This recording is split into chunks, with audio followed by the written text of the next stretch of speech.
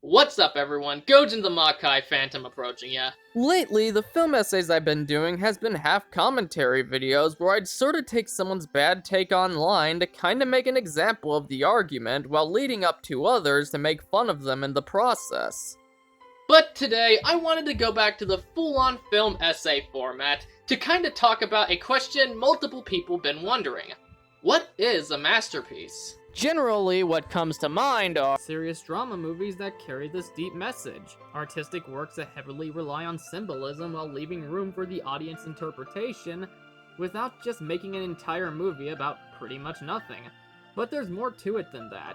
There's Kung Fu Hustle, John Wick, Ringu, Cory in the House, Barney the fucking dinosaur, gang rape hentai. But what I feel like what's often forgot is film is a wide medium with so much variety to appeal to different demographics of people. I don't want to pull the subjective card, since in my opinion, it's a boring argument, though true, people use it to shield a bad take, ignoring the fact it doesn't debunk the value of whether or not an argument can be good. But instead, we're gonna talk about the word on a much wider sense and how a piece of art is made to be enjoyed. Not everything needs to be the severely complex work that you need to watch multiple times to understand, with stakes always high. Sometimes we, the audience, just want to unwind and turn on a movie, TV show, or even a damn video game that's of positive nature and as simple as just a girl going out to eat after having a harsh day of work. We need to remember, media is escapism first and foremost. We turn it on for the sake of experiencing something enjoyable. It is not a filmmaker's duty to put all this insane lore to catch your attention.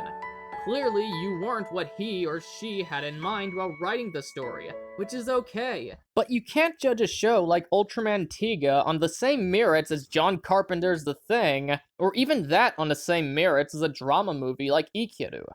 The goals for all three are completely different than the others, thus their reasons for what makes them high art is that of their own.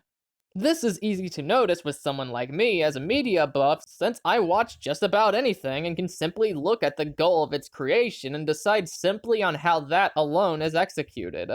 From what someone might watch Citizen Kane and appreciate that for, someone else would watch and not be able to get sucked into. That does not mean it's bad in that person's eyes, but they aren't the target of that film's existence. So the checklist of what makes that film seen as so good doesn't reach what might be on theirs. Now, in terms of subjectivity and interpretation, I want to talk about the death of the author real quick.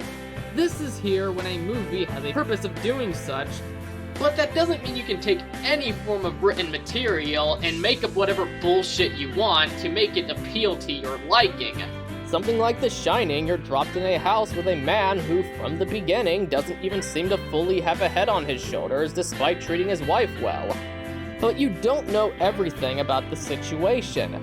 We don't know if he just lost it from his hours and hours of work, or if these ghosts were actually real and set him mad. There are hints for either answer, but in the end, Stanley intentionally left you with questions to think about the story objectively, and what makes more sense in your mind. But that's where the death of the author comes from, when the filmmaker explains enough but leaves the rest to the imagination to form engaging discussions and loads of rewatch value. But that doesn't mean you can do it with every film either, to excuse bullshit writing that in reality is about nothing, or to essentially project what you want because it appeals to you. Take Professor Otaku's video on Godzilla against Mechagodzilla, for example. Dude literally just goes on about how a woman is treated just like everyone else to imply it's a feminist tale, when everything he says comes back to saying a whole lot of nothing if you're to watch his video in the mildest sense of critical thinking. I have a woman who joins my podcast, and she's very much treated equally. Where's the incidental feminism of Gojin the Makai Phantom, you insufferable piece of shit? There's also interpretations that are just straight up wrong, like the assumption Superman in the original comic could fly. But in reality, he just jumped really high. Of course, it led to what we have today, but it was interpreted incorrectly regardless. Death of the author is a word that's often stretched the fuck out of. And even actual cases it's there, it's not everybody's cup of tea though, and it doesn't make it great. Rob Zombie's Halloween 2 is very much big on this thing, and I'll admit, I think it's decent for what it's worth. But the film is looked at as a disaster for that reason. Mainly because outside of its objective flaws, the Halloween community didn't necessarily seek a entry they'd have to think towards other than Michael Myers' origin. Big reason some people claim it's worse than The Curse of Michael Myers, which is utterly f***ing wrong. But it really says something, don't it? It's similar to why multiple Rider fans didn't like Shin Kamen Rider Prologue. They didn't like the fact they took the premise of the 71 TV show and thought, this is cool, but what if it was a body horror monster film instead? They didn't like all the weird imagery that changed many things from what most fans are used to, because that's not what they seeked in their 20th anniversary movie. It's why the follow-up movies from Kei to Amamiya took certain elements from Shin, but didn't stray too far from what the community has grown fond of, hence turning out to be a bigger success. It ain't like Donnie Yen's The Ip Man is the most complex piece of media to ever see the light of day. Though not necessarily simple, it's something anybody can turn on and get everything from the first viewing if eyes are kept on the television. What makes Ip Man a masterpiece is how it managed to borrow elements from the Kung Fu Master's life, but combine them with new creative stuff to make the story their own. It's everything an adaptation of his story should be. It's exciting, in many ways emotional, even funny in parts for a tongue-in-cheek touch to lighten up the mood. Really, it's a beautiful movie that captures the vibe every fan of the genre should get something out of. It's important to note too, when making an action movie of any sort, you probably need a lead character who screams awesome sauce, just so you got something to hold on to, since the genre, by goal, is supposed to have our adrenaline pumping. So if we have a badass to root for, enhances what we got for the action scenes. That's where having a villain to hate pays off. It might irritate us witnessing their disgusting actions, but seeing them suffer like a coward makes it all worth it. Some forms of comedy stories need a ridiculous plot to lead up to the kind of gags they are made for. In fact, some of the most iconic comedic cinema are, for lack of a better term, retarded by concept, but we wouldn't have them any other way. When analyzing any piece of media, you need to ask yourself, who's this for and what's it aiming to be? Because the moment you recommend something, you are telling people to check out what's in their alley. And those same people could be looking for the best of that category. So no matter how hard you deep-throat Citizen Kane, they're not interested. Different genres, styles, etc. exist for a very reason, and it's to give something for everyone to enjoy. None is above or below the other, since the checklist and standards are entirely different beasts.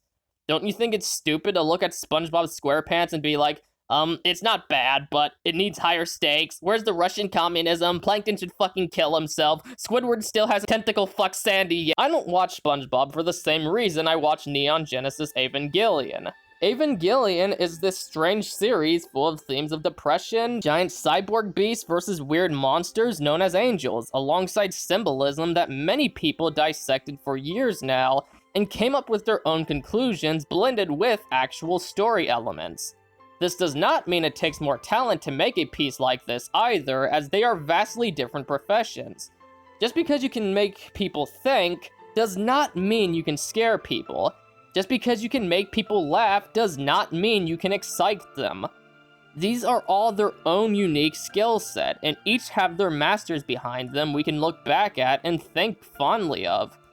Comparing them is like apples and oranges. They're both fruit, but have such unique experiences, putting them side by side just isn't right. It's why so many comedians are cast for comedy movies, as they have the delivery to make things funny not every actor has.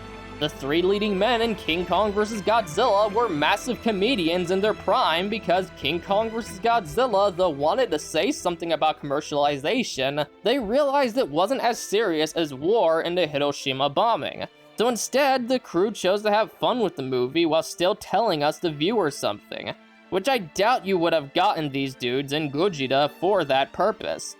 Kinda why Godzilla is my favorite franchise. As someone who gets different moods for what work I'm willing to jump into, there's just about anything for every craving I get. At the end of the day, the deciding factor is what you're into and what masterpiece suits your interests. Some are simplistic fun, goofy even. Some are dark, serious, and borderline realistic. Some want you to think, others are just goddamn weird. Overall, I don't really think there is anything else to add on this point. All I can say is regardless what you enjoy, there is something top tier out there for you.